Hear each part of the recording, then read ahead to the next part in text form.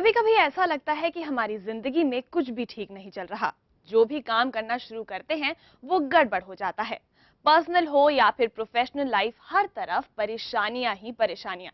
ऐसे में जब आप ज्योतिषी को कंसल्ट करते हैं तो आपको पता चलता है कि जनाब आपकी कुंडली में है शनि की 7.5 और आप डर जाते हैं और आप सोचते हैं कि क्या उपाय करें, क्या पूजा करें, किस तरह से इस उलझन से बाहर निकलें। और इस बीच ये पता ही नहीं कर पाते कि शनि की 7.5 होती क्या है।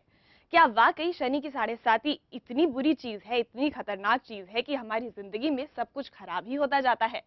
बस इसी सवाल के साथ आज हम आए हैं आपके लिए तथास्तु लेकर, और यहाँ पर आपके सामने ये क्लियर करने की कोशिश करेंगे कि वाकई में शनि की 7.5 होती क्या है और क्या सच में उससे इतना ज्यादा डरने की जरूरत है। ये सब बताएंगी हमारी खास मेहमान आभा शर्मा। आभा जी, बहुत बहुत स्वागत है। नमस्कार, धन्यवाद। तो दोस्तों, आभा जी हमारे साथ स्टूडियो में बनी हुई हैं। शनि की 7.5 के बारे में आज हम इनसे जानेंगे। अगर आपके भी कुछ सवाल हो शनि की 7.5 से रिलेटेड तो आप हमें कॉल कर सकते हैं। 0120399111 हमारा फोन नंबर है। और साथ ही आप में से जो भी अपने भविष्य से जुड़े सवाल जानना चाहते हैं तो अपनी डिटेल्स हमें SMS कर सकते हैं 560068 पर। डिटेल्स यानी आपका नाम, आपका date of birth, place of birth और टाइम ऑफ बर्थ। तो फटाफट SMS कीजिए और अगले हफ्ते आभा जी एक बिल्कुल इंटेंस स्टडी के साथ आपकी कुंडली बताएंगी। तो फिलहाल शनि की 7.5 की बात मैंने छेड़ी। आज शनिवार भी है, कुछ रिलेशन है शनिवार का और शनि की 7.5 का? देखिए, शनि ग्रह है काल के, समय के, कर्म के, कर्म फल के, और ये कड़ी मेहनत और हमें बताते हैं कि कड़ी मेहनत करने से ही हमें फल मिलता है।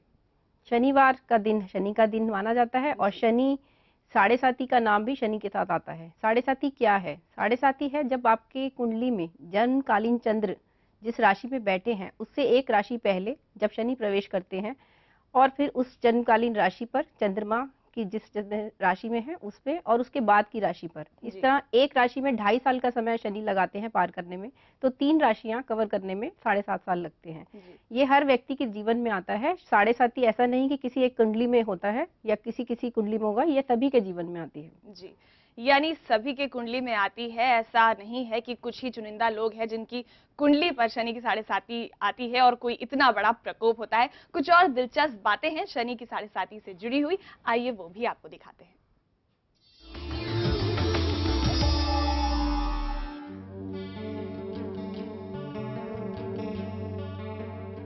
शनि की 7.5 का नाम सुनते ही अच्छे अच्छे लोगों के होश उड़ जाते हैं।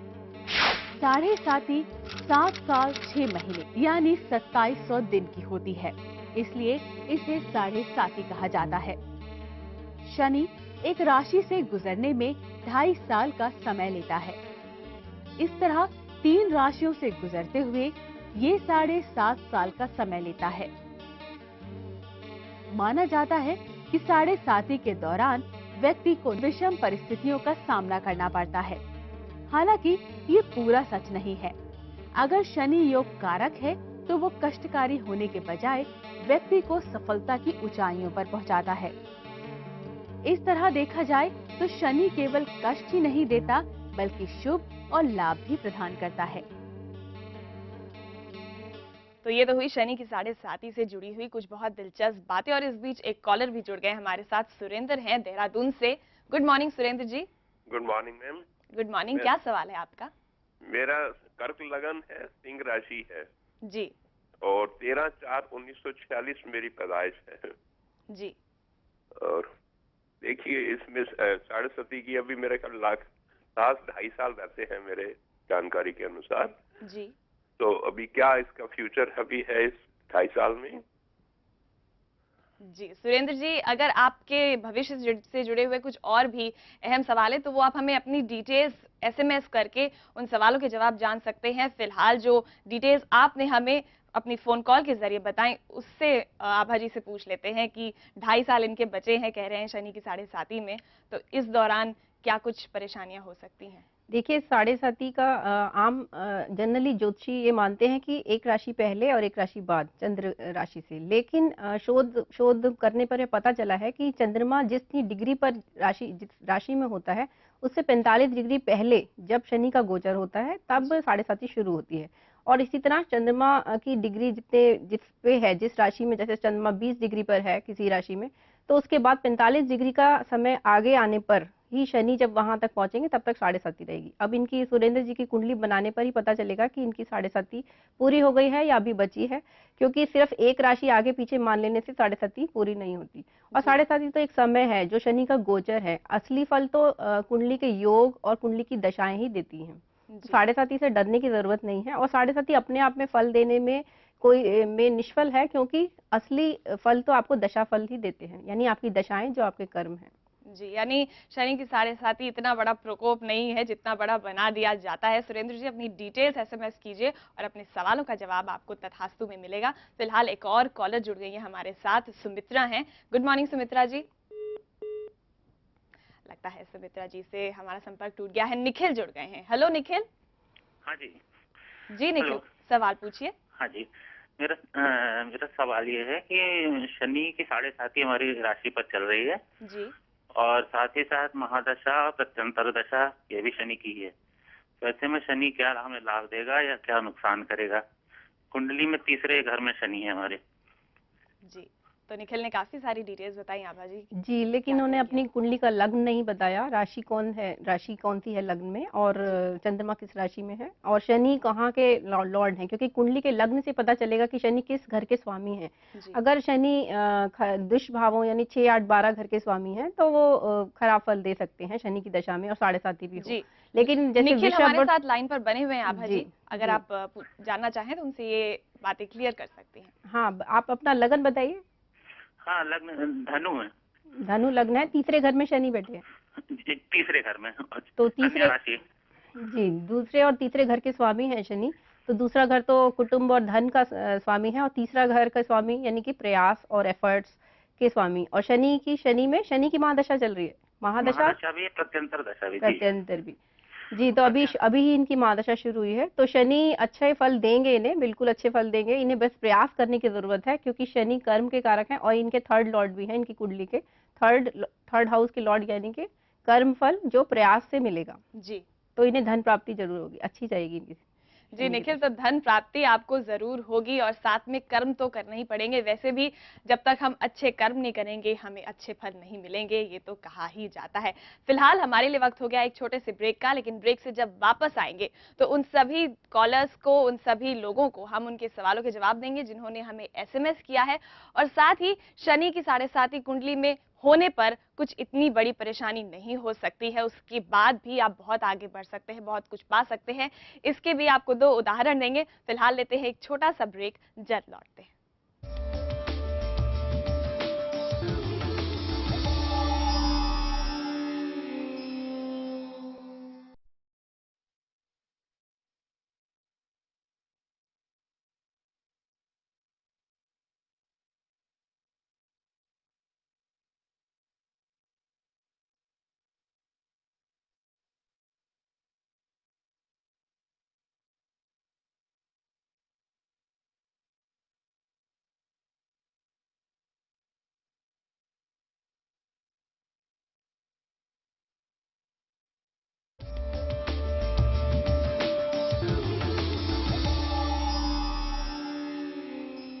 तथास्तु देख रहे हैं आप, और हम बात कर रहे हैं शनि की साढ़े साती के बारे में। अगर आपके भी मन में कुछ ऐसे सवाल हों शनि की साढ़े साती को लेकर, तो आप हमें कॉल कर सकते हैं। 0120399111 हमारा फोन नंबर है। और साथ ही अगर आप अपने भविष्य से जुड़े कुछ सवाल जानना चाहते हैं तो आप हमें अपनी डिटेल्स एसएमएस कीजिए 560068 पर। फिलहाल अब हम आपको बताएंगे उन 2 महान लोगों के बारे में जिनकी कुंडली में शनि की साढ़े साती थी, लेकिन फिर भी वो महान बन गए। एक राजनेता ऐसे ही है, पहले आपको उन राजनेता के बारे में बताते हैं आभा जी, मोरारजी देसाई के बारे में। जी, मोरारजी देसाई जी 96 इयर्स उनकी आयु रही, और वो उनके जीवन में 3 बार साढ़े साती आई, और तीनों ही साढ़े साती में उन्होंने बहुत महत्वपूर्ण उपलब्धियां की। पहली साढ़े साती में उन्हें सरकारी नौकरी मिली, दूसरी साढ़े साती में उन्होंने 56 वर्ष की आयु में वो महाराष्ट्र के मुख्यमंत्री बने, और तीसरी साढ़े साथी में 81 वर्षीय उम्र में वो भारत के प्रधानमंत्री बने। तो ये बहुत ही बड़ी बात है कि साढ़े साथी में भी उन्होंने इतना अच्छा राइज किया। जी, यानी मोरारजी देसाई 3 बार साढ़े साथी आए, यानी 7.5 7.5 7.5 3 बार साढ़े साथी आए, लेकिन उसके बाद भी ये राजनेता बने, इतने महान बने और अभी तक हम उन्हें याद कर रहे हैं। ऐसी ही हैं Nightingale of India Lata Mangeshkar भी, जिनकी कुंडली में शनि की साढ़े साथी है। जी, शनि की साढ़े साथी में लता मंगेशकर जी ने पहले साढ़े साथी में उन्होंने सिंगर के रूप में विख्यात हुई वो, और दूसरी साढ़े साथी में उन्हें नेशनल अवार्ड भी मिला। और आप सभी जानते हैं कि वो कितनी उच्च कोटि की सिंगर रही हैं और सभी के लिए जीवन उनका प्रेरणापद रहा है। जी बिल्कुल, और आज भी लता मंगेशकर के बारे में कुछ बताने की जरूरत नहीं है, कुछ कहने की जरूरत नहीं है। फिलहाल ये जानने की जरूरत है कि उनकी कुंडली में शनि की साढ़े साथी है और फिर भी वो इतनी महान है और इतनी मशहूर हस्ती बन चुकी हैं। अब बारी है हमारे एसएमएस की। वो लोग जो हमें एसएमएस करते हैं अपनी डिटेल्स 560068 पर। फिलहाल एक लंबी लिस्ट है मेरे पास, तो शुरुआत करते हैं एसएमएस का सिलसिला। और सबसे पहले लेते हैं एसएमएस डॉली खन्ना का, जिनका प्लेस ऑफ बर्थ है कानपुर, और ये जानना चाहती हैं अपनी शादी और अपने करियर प्रोस्पेक्ट के बारे में। जी, डॉली खन्ना जी इन्होंने अपनी शादी और करियर के लिए पूछा है। तो इनका विवाह हो जाएगा मई 2010 के बाद। विवाह के अच्छे योग बन रहे हैं और 2011 फरवरी से पहले ही विवाह हो जाएगा। और जॉब जॉब के तो अभी नियर फ्यूचर में ही इनको चांसेस बन रहे हैं। फरवरी 2010 के बाद इन्हें अवश्य ही 2010 में जॉब मिल जाएगी। जी, तो फरवरी 2010 के बाद आपको जॉब जरूर मिलेगी डॉली। आगे बढ़ते हैं, प्रेम का सवाल लेते हैं, जिनका प्लेस ऑफ बर्थ है पटना, और जानना चाहते हैं अपने जॉब के बारे में और अपने घर के बारे में। जी, प्रेम जी की कुंडली का अध्ययन करने पे ये पता चला है कि इनको प्राइवेट जॉब में ही प्रमोशन चेंज के साथ मिलेगा जी, और नवंबर 2010 के बाद ये अपना मकान बना पाएंगे। इन्होंने अपने मकान के लिए भी पूछा है, तो मकान इनका बन जाएगा और मार्च 2012 से पहले ही अच्छे योग बन रहे हैं अपना मकान बनाने के। जी, यानी प्रेम अपना मकान बनाने के आपके योग बन रहे हैं। तो ये जो आपकी प्रबल इच्छा है कि आपका खुद का घर हो, तो वो जरूर होगा। आगे बढ़ते हैं, सवाल लेते हैं श्रुति का, जिनका प्लेस ऑफ बर्थ है धनबाद, और जानना चाहती हैं अपने जॉब के बारे में कि कब होगा और कहां पर होगा, कौन से सेक्टर में। वृषभ लग्न और कुंभ नवांश की ये कुंडली है और तुला इनकी राशि है। और इन्होंने अपना पूछा है कब और कहाँ इन्हें जॉब मिलेगी। तो इन्हें प्राइवेट सेक्टर में ही टेक्निकल फील्ड में जॉब मिलने के इनके योग बन रहे हैं और 2011 में इन्हें जॉब अवश्य मिल जाएगी। अगस्त 2011 के बाद ज़्यादा अच्छे योग बन रहे हैं। अगस्त से दिसंबर 2011 के बीच अवश्य इन्हें जॉब मिलेगी। जी, तो श्रुति, आपके लिए भी नौकरी दूर नहीं है, जरूर आप अपनी नौकरी तक पहुंचेंगी। सवाल लेते हैं अनिरुद्ध का, जिन्होंने हमें एसएमएस किया था। इनका प्लेस ऑफ बर्थ है चेन्नई और स्टूडेंट हैं। फिलहाल जानना चाहते हैं कि आईआईटी जेईई इस साल क्लियर करेंगे कि नहीं। देखिए, प्रयास तो करने पड़ते हैं। जैसे आज शनि की साढ़े साथी में हमने बताया कि कर्म करने के बिना फल नहीं मिलेगा, और शनि जो है वो बहुत ही कड़ी मेहनत कराते हैं। तो इनको कड़ी मेहनत करनी पड़ेगी, तभी इस साल ये पास हो सकते हैं। क्योंकि इस समय दशा अच्छी नहीं लगी है, बुध में राहु की दशा चल रही है और इस समय इन्हें आलस जरूर घेरेगा। तो अगर ये प्रयास करने में सफल होते हैं, कड़ी मेहनत करते हैं, तो इन्हें मिल सकता है, नहीं तो अगली बार देखना पड़ेगा इन्हें। जी, इस साल ज्यादा अच्छे चांसेस नहीं। जी, यानी अनिरुद्ध, फिलहाल आपके अच्छे चांसेस नहीं है, लेकिन शनि देवता जो है वो हार्ड वर्क से खुश हो जाते हैं। तो आप भी हार्ड वर्क कीजिए, शनि देवता को मनाइए, और अगर आप डट कर काम करेंगे तो फिर कामयाबी तो आपके पास आएगी ही आएगी। फिलहाल एसएमएस के सिलसिले को थोड़ी देर के लिए रोकते हैं और आभा जी से जानते हैं कि शनि को इतना अनिष्टकारी क्यों माना जाता है। इसके लिए शास्त्रों में एक कथा आती है, बताया गया है कि शनि देव की पत्नी जी उनके पास काम की इच्छा से गई, लेकिन वो उन्होंने उनकी तरफ दृष्टि भी नहीं डाली। तो उन्होंने उन्हें श्राप दे दिया कि आप जिस पर भी दृष्टि डालेंगे उसका अनिष्ट हो जाएगा। ये एक श्राप हुआ। उसके बाद जब गणेश जी का जन्म हुआ, तब सभी देवी देवता ग्रह उनको शुभकामनाएं देने जा रहे थे। तब क्योंकि शनि देव जानते थे कि उनकी दृष्टि डालने से बालक गणेश जी पर विपत्ति आ सकती है, तो उन्होंने अपनी दृष्टि नीची रखी। पार्वती जी के कहने पर उन्होंने जब दृष्टि डाली तो उनका सिर धड़ से अलग हो गया। तब पार्वती जी ने उन्हें फिर श्राप दे दिया कि आप लंगड़े हो जाएंगे या अपंग हो जाएंगे। तो शनि को 2 बार 2 स्त्रियों से श्राप मिला, जी एक माँ पार्वती से और एक उनकी अपनी पत्नी से। जी इसलिए कहा जाता है कि कुंडली में शनि की जहां भी दृष्टि होती है या शनि जिस भी घर को देखते हैं उसका अनिष्ट करते हैं या उसको कम कर देते हैं, उसके रिजल्ट्स आने में मुश्किल पैदा करते हैं। लेकिन तब शनि ने माँ पार्वती से कहा कि मुझे तो भगवान ने ही रोल दिया है कि मेरे को कर्मों का फल देना है, इसमें मेरा क्या दोष है। मेरे को तो दूसरों के कर्म का, जिसके भी जो कर्म है चाहे अच्छे हों या बुरे हों, ये उन्हीं के कर्म हैं जिनका फल मुझे देना है, मैं तो एक माध्यम हूँ केवल। यानी तो शनि कर्म तो अनिष्टकारी नहीं है, वो बस आपके कर्म ही हैं। कर्म से खुश होते हैं शनि। फिलहाल एक कॉलर जुड़ गई हमारे साथ, पटना से जया हैं। हेलो जया। जी नमस्ते मैम। जी नमस्ते जया, क्या सवाल है आपका? हाँ, हमको अपने बेटे के बारे में पूछना है, हम बहुत परेशान हैं। जी उसका डेट ऑफ बर्थ है जी 23/12/89 जी और उसका समय है जन्म का 2:49 PM। जी जया, फिलहाल आपसे एक रिक्वेस्ट ये है कि आप अपने बेटे के जो डिटेल्स हैं वो हमें एसएमएस कर दीजिए 560068 पर। टीएच डालिए, स्पेस दीजिए, उसके बाद अपने बेटे का नाम, place of birth, time of birth और डेट ऑफ बर्थ, ये सारी डिटेल्स हमें एसएमएस कीजिए। आपके बेटे की कुंडली बनाएंगी आभा जी, उसको अच्छे से स्टडी करेंगी और उसके बाद अगले हफ्ते तथास्तु में हम आपके बेटे के बारे में बताएंगे। जो सवाल आपने उनके बारे में पूछा है उसका जवाब आप तक जरूर पहुंचाएंगे। उसके लिए हमें ये डिटेल्स जरूर एसएमएस कर दीजिए। और फिलहाल हमारे लिए वक्त हो गया है आभा जी कि हम एक छोटा सा ब्रेक ले, थोड़ी देर के लिए रुके और ब्रेक से वापस लौटेंगे तो और बातें करेंगे शनि की 7.5 के बारे में। और अगर आप भी जानना चाहते हैं शनि की 7.5 के बारे में कुछ भी, तो हमें कॉल कर सकते हैं 0120399111 पर। फिलहाल लेते हैं एक छोटा सा ब्रेक, जल्द लौटते हैं।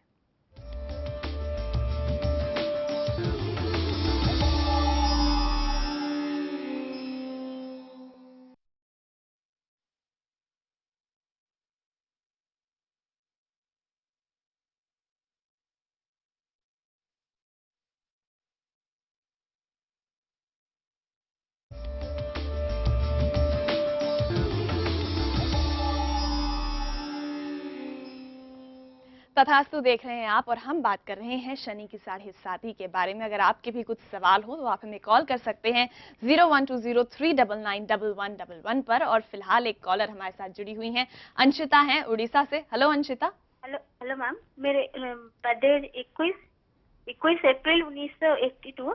जी मेरे 25/12 मीन राशि। जी मंगल और शनि चतुर्थ घर में बैठे हैं। जी लग्न में राहु लग्न प्रथम घर में बैठे हैं। जी पंचम में बृहस्पति, केतु सप्तम में है, शुक्र नवम में है, रवि बुध 11 में है और चंद्र 10 में बैठा है। 25/12 मंगल शनि में क्या प्रभाव पड़ सकता है शादी को लेकर भी? जी, यानी अंशिता ने पूरी डिटेल्स हमें फोन के जरिए ही बता दी हैं। अंशिता, अगर आप और डिटेल में जानना चाहती हैं अपनी कुंडली के बारे में तो ये डिटेल्स हमें एसएमएस कर दीजिए, अपना time of birth, place of birth और date of birth TH space देकर, ये सारी डिटेल्स देकर 560068 पर हमें एसएमएस कर दीजिए। आपके जो सवाल हैं उनके जवाब आप तक हम तथास्तु के जरिए जरूर पहुंचाएंगे। फिलहाल आभा जी, इन्होंने कुछ डिटेल्स हमें फोन लाइन के जरिए बताए। जी, क्या लगन तो समझ नहीं आया मुझे, बट मंगल शनि बताया, जैसे चौथे घर में बैठे हैं। इन जनरली मतलब देखा जाए तो मंगल शनि जो है वो तामसिक गुण प्रधान ग्रह हैं और इनकी दशाओं में, जैसे अगर वो उनकी अंशिता दशा हमारे साथ चल लाइन रही, पर बनी हुई हैं आभा जी, हम जी। इनसे क्लियर कर सकते हैं। आप लग्न बताएंगे कुंडली का? मैडम लग्न राहु और लग्न एक घर में बैठे हैं। राहु नहीं, राशि कौन सी है लगन में? जहाँ राहु बैठे हैं वहाँ कौन सा नंबर लिखा है? मैडम 25/12 मीन राशि। नहीं, आप पूरी कुंडली ही देनी पड़ेगी ना, बिकॉज ये समझ नहीं पा रही है। सुनिए, एक लग्न राहु प्रथम घर में बैठे हैं। प्रथम घर में कौन सी राशि आ रही है ये बताइए? 25 मिथुन मिथुन लग्न राशि, है। ओके। मिथुन राशि जी, तो यानी कन्या राशि में इनके मंगल और शनि चौथे घर में बैठे हैं और वो दशम भाव को देख रहे हैं। आयु इनकी मुझे पता नहीं है, विवाह के लिए 1982 बॉर्न है। 82 बॉर्न है, ओके। तो 27 की हो गई हैं। जी मंगल शनि की इनकी दशा है, तो यस, इनकी शादी के योग बन सकते हैं। और इनका अगर ये काम नहीं करती हैं तो कार्य करने के लिए बहुत अच्छा समय है, व्यवसाय के लिए बहुत अच्छा समय है। जी और डिटेल कुंडली देखने पे पता चलेगा, क्योंकि शुक्र बताया 9वें घर में बैठे हैं तो उनका रोल, उनके पर कोई अफ्लिक्शन तो नहीं है और ग्रहों का वो देखना पड़ेगा, जी। पूरी कुंडली देखनी पड़ेगी। तो अंशिता, थोड़े बहुत जवाब तो आपको मिल गए हैं, और अगर डिटेल्स आप हमें भेजेंगी तो और भी ज्यादा आपके सवाल जो हैं उनके जवाब आप तक पहुंच जाएंगे। फिलहाल एसएमएस लेते हैं सोनाक्षी का, कानपुर से हैं ये, और इन्होंने अपने जॉब और अपनी शादी के बारे में सवाल किया था हमसे। जी, ये 22 साल की हैं और कर्क लग्न और धनु नवांशी कुंडली है। राशि इनकी वृषभ है, 11वें घर में चंद्रमा बैठे हैं। जॉब इनकी जुलाई 2010 के बाद ही लगने के चांसेस हैं, और मैरिज इनकी 2011 में होगी। अभी तो 2010 में कोई चांस नहीं। जी, तो सोनाक्षी 2010 में कोई चांसेस नहीं है, लेकिन 2011 में शादी का योग आपका जरूर बनता है। शनि की 7.5 के बारे में हमने बहुत सारी बातें की आभा जी, लेकिन इसकी रेमेडी क्या है? कुछ लोगों के ऊपर अगर बहुत ज्यादा हावी हो, बहुत ज्यादा परेशानियां हो, तो कुछ उपाय भी हो सकता है? उपाय हैं। इसके लिए एक और भी छोटी सी कथा बताती हूँ कि दशरथ जी के जब वो राज्य काल में, उनके जीवन में उनको एस्ट्रोलॉजर्स ने बताया कि आपके 7.5 शनि रोहिणी नक्षत्र में प्रवेश कर रहे हैं और इससे आपके राज्य में भुखमरी, सूखा पड़ेगा। तो उन्हें बहुत दुख हुआ। तो उनको वशिष्ठ जी, उनके राज गुरु थे, उन्होंने बोला कि आप शनि स्त्रोत से पाठ कीजिए, शनि की स्तुति कीजिए। अगर शनि प्रसन्न हुए तो वो आपको उतनी प्रॉब्लम नहीं देके जाएंगे, और बल्कि आपको एक शक्ति देंगे कि जो भी प्रॉब्लम्स भुखमरी या सूखे से आएंगी उनको फेस करने के लिए। जी। तो शनि स्त्रोत का पाठ किया जाता है, साथ ही शनि मंत्र है जिनका जाप किया जाता है। मृत्युंजय मंत्र है, उसका जाप आप 1.25 लाख बार कर सकते हैं अगर शनि ज्यादा पीड़ा दे रहे हैं या कुंडली में बहुत खराब स्थिति में हैं तो। जी। और इसके अतिरिक्त अगर आप नित्य भक्ति करते हैं, भगवान की भक्ति से बढ़कर कुछ भी नहीं है। कोई भी ग्रह पीड़ा नहीं दे सकता अगर आपकी भक्ति सच्ची है, आप श्रद्धा रखते हैं, सच्चे भाव से पूजा करते हैं, तो भगवान अपने आप ही सब सही करते हैं। नारायण कवच या विष्णु सहस्त्रनाम का नित्य पाठ भी इसमें लाभ देता है। जी, शनि। बहुत बहुत धन्यवाद आभा जी। अभी बहुत सारी बातें हैं शनि की 7.5 से जुड़ी हुई जो रह गई हैं, वो हम जरूर आपसे जानेंगे अगले एपिसोड में, लेकिन फिलहाल के लिए बहुत बहुत धन्यवाद हमारे कॉलर्स का जवाब देने के लिए और ये सारी बातें हमसे करने के लिए।